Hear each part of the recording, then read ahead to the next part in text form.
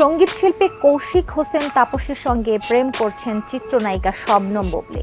এমন খবরে রীতিমতো সরগরম ছিল সিনেপাড়া। আজকের breaking news, Dhallywood superstar Shakib Khan একই বললেন বুবলী সম্পর্কে।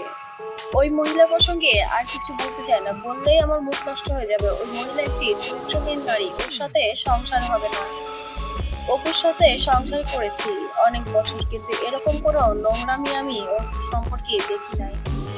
অপু একটি পারিবারিক শিক্ষা আছে যে সংসার কিভাবে করতে হয় এবং পারিবারিক সম্পর্ক কিভাবে মেনটেন করতে হয়, সে সবকিছুই অপুর মধ্যে আছে, এমনই একটি বক্তব্য দেন সাকিব খান। তবে বুবলী সম্পর্কে যেমন বরাবরের মতোই খারাপটাই বলে আসছে সাকিব খান।